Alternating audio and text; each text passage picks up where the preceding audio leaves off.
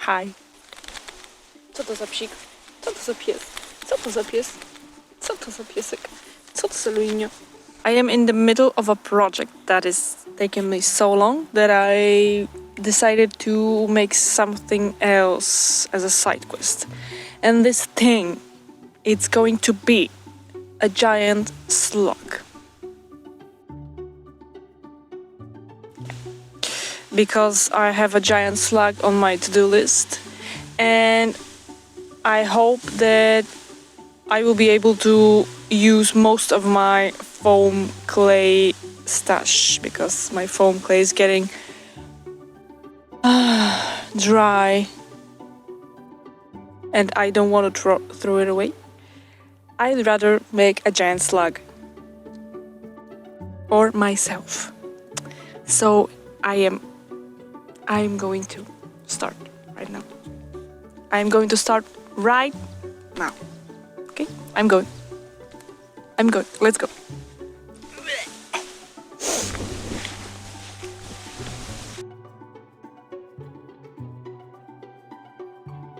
First, I need to prepare some base for my slug. I used cardboard for this, actually 2 pieces of it. I drew the slug's shape and then I cut out both shapes before gluing the pieces of cardboard together. And using hot glue, I joined the edges with a piece of cardboard on both sides. Next, I had to shape the cardboard since a slug is not a flat animal. I wanted to have a raised head and looking to the side. To curve it more to the side, I made a few cuts in the cardboard and secured it with hot glue.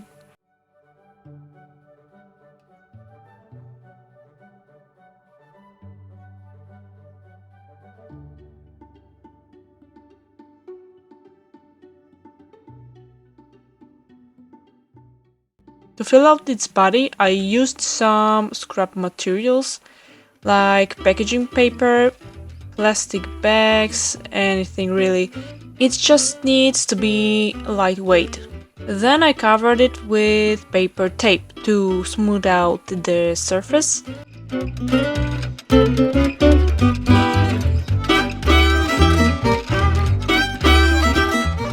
And now I know I should have stuffed it more firmly to make it rigid, since foam clay isn't hard on its own, but it's too late now. The foam clay doesn't stick well to the paper tape, so I used glue for the first layer.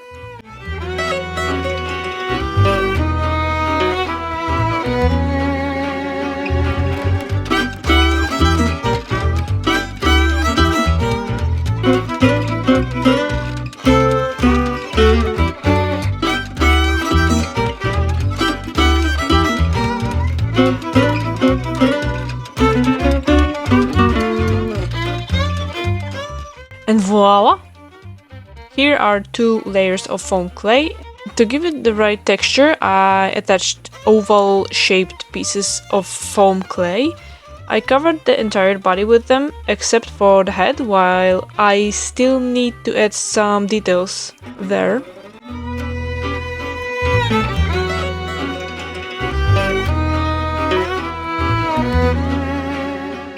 The slug has a mouth opening like this, like 2 lips but vertically. And that's what I am going to create now.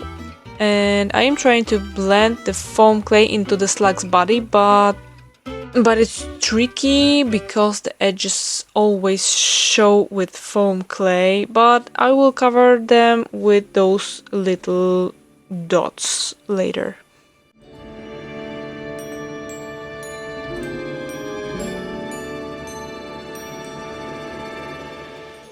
My slug still needs an edge. As I recall, a slug has an edge made up of individual segments. I am not looking at any photos because I think I know what a slug looks like. That edge is called the skirt. I didn't know that.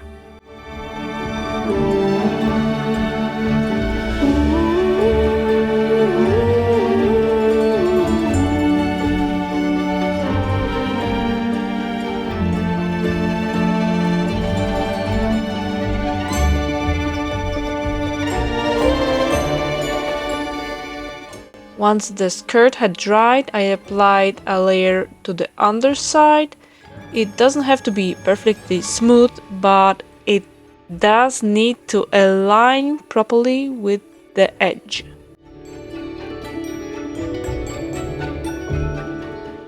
Time for the tentacles. With a pen, I marked where I want them to be.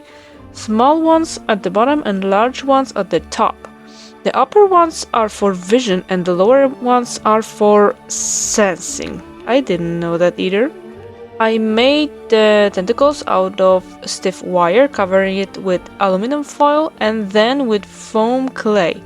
I tried to make them thinner at the top and thicker at the base, just like a real slugs.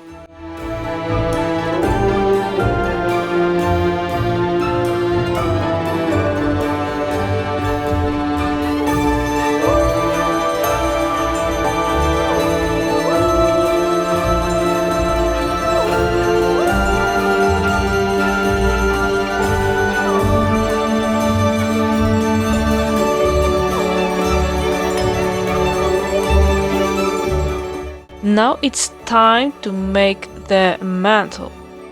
First I used a big amount of clay, but it still wasn't enough, so I had to use more clay, and naturally the pieces didn't bond perfectly, and once it dries a gap will form, which I will patch up later with a bit of extra clay.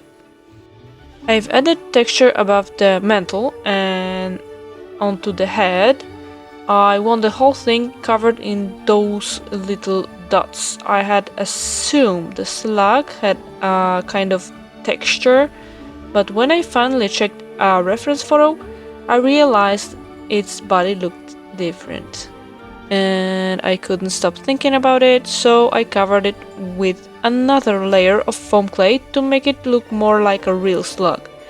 At first I tried attaching individual pieces, but that didn't look quite right either, so instead I applied strips, flattened them out and divided them into sections using a tool.